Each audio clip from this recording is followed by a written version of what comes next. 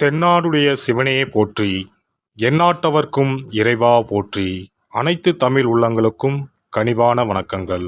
நாம் இந்த பதிவில் வாக்கிய பஞ்சாங்கத்தின்படி பயிற்சியாகும் சனி பகவானால் உங்கள் வாழ்வில் உண்டாகும் நற்பலன்கள் என்ன என்பதனை பற்றியும், கெடுபலன்கள் ஏற்படுமாயின் ராசிக்காரர்கள் செய்ய வேண்டிய பரிகாரம் என்ன, வழிபட வேண்டிய தெய்வம் யார் என்பதனை பற்றியும் விரிவாக காண்போம். 9 கிரகங்களுமே குறிப்பிட்ட கால இடைவெளியில் நகரக்கூடியவைதான். ஆனாலும் சில கிரகங்களின் பயிற்சி மட்டுமே பெரும் தாக்கத்தை ஏற்படுத்தக்கூடியது என்பதால் அவை மட்டுமே பிரதானமாக பார்க்கப்படுதுங்க. அந்த வகையில் இந்த விசுவாச வருஷத்தில் வாக்கிய பஞ்சாங்கத்தின்படி சனி பகவான் மாசி மாதம் 22ஆம் தேதி, அதாவது 6/3/2026 அன்று வெள்ளிக்கிழமை, பூரட்டாதி நட்சத்திரம் 3ஆம் பாதம் கும்பராசியில் இருந்து புரட்டாதி நட்சத்திரம் 4ஆம் பாதம் மீனராசிக்கு காலை 8:26 மணிக்கு பயிற்சி ஆகிறாருங்க. இந்த பயிற்சியில் மகர ராசிக்கு முழுமையாக 7.5 சனி நீங்குதுங்க. கும்பத்துக்கு பாதச்சனி, அதாவது 7.5 சனியின் கடைசி சுற்று ஆரம்பமாகுதுங்க. அதே சமயம் மேசராசிக்கு 7.5 சனியின் தொடக்கமான விரயச்சனி ஆரம்பம் ஆகுதுங்க. இந்த சமயத்தில் தனுசுக்கு அஷ்டாஷ்டமம், சிம்மத்துக்கு அஷ்டமம், மீனத்துக்கு 7.5 சனியில் ஜென்மசனி காலகட்டம் தொடங்குதுங்க. இந்த சமயத்தில் கடகத்துக்கு 9ஆம் இடத்துல பாக்கிய சனியாகவும், துலாம் ராசிக்கு 6ஆம் இடத்துல ருண ரோக சத்துருஸ்தானத்தில் வரக்கூடிய அமைப்பும் ஏற்படுதுங்க. அவருடைய 3, 7, 10ஆம் பார்வைகள் முறையே ரிஷபம், கன்னி, தனுசு ராசிகளில் பதியுதுங்க. இப்போது சனி பகவான் செல்லும் மீனராசி அவருடைய நட்பு வீடுங்க. அதோட அடுத்து வரக்கூடிய குரு பெயர்ச்சிக்கு பிறகு குரு பகவானின் 9ஆம் பார்வை மீனத்துல பதிய இருக்குங்க. இத்தகைய கிரக அமைப்புகள் மற்றும் சனி பகவான் மீனத்துல இருக்கக்கூடிய காலகட்டத்தில் ஏற்படக்கூடிய பிற கிரக பெயர்ச்சிகள், இப்படி எல்லாவற்றையும் கணக்கில் கொண்டே இந்த பலன்கள் தரப்பட்டிருக்கு.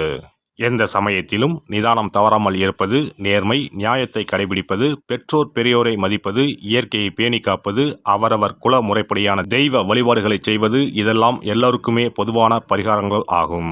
உழைப்பு, நேர்மை, உடற்பயிற்சி, நல்ல எண்ணம், பக்தி மார்க்கம், இப்படி இருக்கிறவங்க யாரா இருந்தாலும் அவங்களுக்கு சனி பகவான் எப்போதும் நல்லதையே செய்வாருங்க.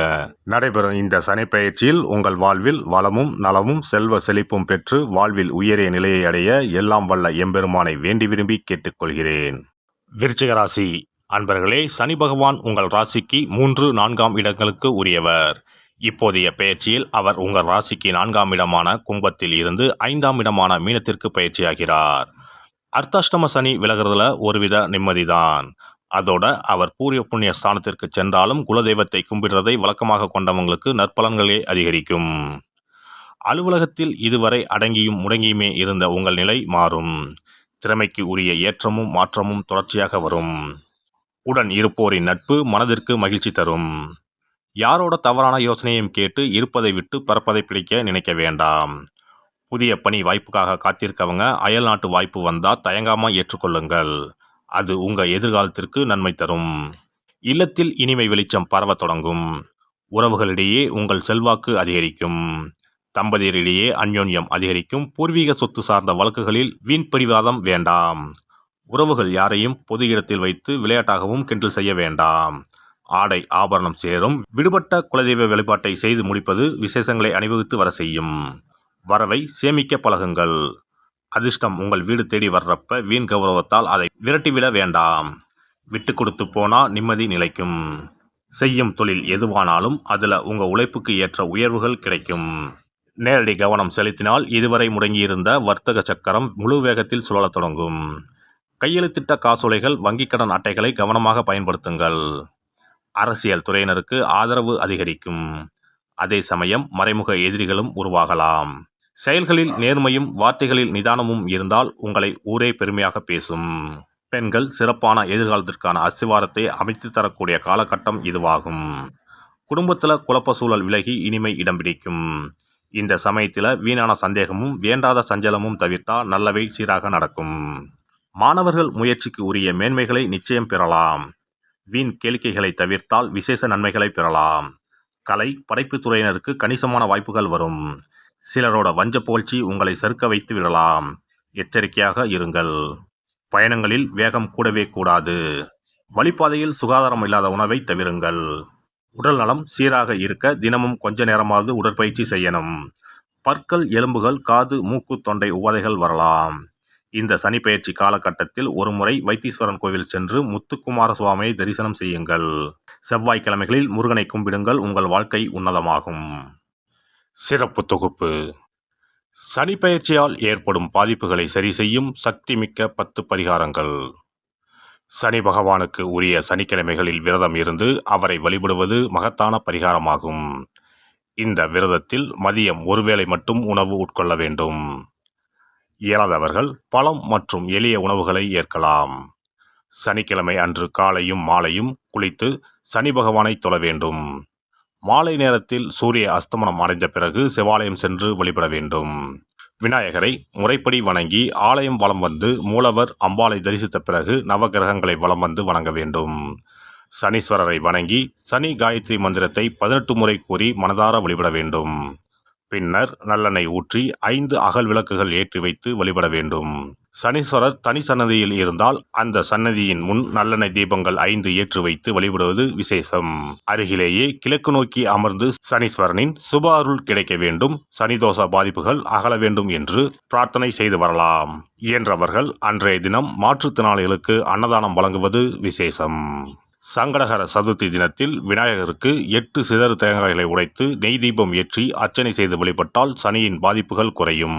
அதேபோல் வெள்ளிக்கிழமை தோறும் அதிகாலை நீராடி அருகம்புல் மாலை சாற்றி அரசமர பிள்ளையாரை சுற்றி வந்து முறையாக வழிபட்டால் சீரும் சிறப்பும் நாடி வரும். தோஷங்களை எல்லாம் போக்கும் சக்தி பிரதோஷ வழிபாட்டுக்கு நன்மை உண்டு. அதிலும் சனிக்கிழமைகளுடன் இணைந்து வரும் சனி மகா பிரதோஷ நாளில் நந்தியையும் ஈஸ்வரரையும் வணங்கி வருவது சிறப்பான பரிகாரமாகும். அப்போது சுவாமி நந்தி அபிஷேகத்துக்கு பால் வாங்கி கொடுக்கலாம். அது மட்டுமின்றி திருக்கோவில் விளக்கேற்ற எண்ணெய் வாங்கி கொடுப்பதும் சிவாலயங்களில் வில்வத்தலத்தால் அர்ச்சனை செய்து வழிபடுவதும் மிக உன்னதமான பரிகாரங்கள் ஆகும்.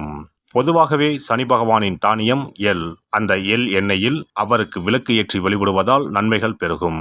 சனிக்கிழமை விரதம் இருந்து எள் எண்ணெய் தேய்த்து ஸ்நானம் செய்து சனி பகவானுக்கு உகந்த எள் எண்ணெய் விளக்கிட்டு எள் சாதம் படைத்து சனிக்கவசம் ஓதி வழிபடுவது சிறந்த பரிகாரமாகும். வெள்ளிக்கிழமை இரவு எள் தானியத்தை கரும்பட்டு துணி அல்லது கருமை நிற காகிதத்தில் வைத்து மடித்து தலையணைக்கு கீழ் வைத்து படுத்து உறங்கவும். மறுநாள் காலையில் எள் எண்ணெய் தேய்த்து குளித்து முதல் நாள் மடித்து வைத்த எள்ளை வடித்த சாதத்தோடு கலந்து நைவேத்தியம் செய்து காக்கைக்கு வழங்க நன்மைகள் ஏற்படும். சனி தோஷங்களை போக்கி நன்மைகளை உண்டாக்கும் கண்கண்ட தெய்வம் ஆஞ்சநேயர். ஆகவே இயன்ற போதெல்லாம் அனுமனுக்கு வடைமாலை சாத்தி துளசி மாலை அணிவித்து வெண்ணெய் அர்ப்பணித்து வழிபட்டு வந்தால் சனிதோஷ பாதிப்புகள் நீங்கும். வீட்டில் நலப்புராணம் படிப்பதாலும் நேரம் கிடைக்கும் போதெல்லாம் ராமநாமத்தை உச்சரிப்பதாலும் பாதிப்புகள் நீங்கி பயனடையலாம். ராமநாம ஜபம், சுந்தரகாண்ட பாராயணம் என குழுவாக இணைந்து கூட்டு பிரார்த்தனை செய்வது மிக அற்புதமான பலன்களை பெற்றுத்தரும். சனிக்கிழமைகளில் சனி பகவானின் அதிபதியான மகாவிஷ்ணுவை வணங்கி விஷ்ணு சகசரநாமம் அல்லது அனுமன் சாலிசா பாராயணம் செய்தால் எண்ணற்ற நன்மைகளை பெறலாம். நல்லெண்ணெய், உளுந்து, இரும்பு சட்டி ஆகியவற்றை ஏழை எளியோருக்கு தானம் செய்யலாம். அதேபோல் சனி ஆதிக்கம் செலுத்தும் பூசம், அனுசம், உத்திரட்டாதி ஆகிய நட்சத்திர நாட்களில் அன்னதானம் செய்வது சிறப்பு. நடக்க முடியாத மாற்றுத்திறனாளிகளுக்கு நம்மால் முடிந்த உதவிகளை செய்தால் சனி பகவான் அருளால் மகிழ்ச்சியான வாழ்க்கை அமையும். எல்லாம் வல்ல இறையருளால் நீங்களும் உங்கள் அன்பு குடும்பமும் உடல் நலம், நீலாயுள், நிறை செல்வம், உயர் புகழ், மெய்ஞானம் ஓங்கி வாழ்க வளமுடன். இந்த வீடியோ பதிவு உங்களுக்கு பிடித்திருந்தால் லைக் பண்ணுங்க, கமெண்ட் பண்ணுங்க, ஷேர் பண்ணுங்க, மறக்காம சப்ஸ்கிரைப் பண்ணுங்க, பக்கத்துல இருக்கிற பெல் பட்டனை கிளிக் பண்ணுங்க. நன்றி, வணக்கம். ஓம் நமச்சிவாய. சிவாய நம.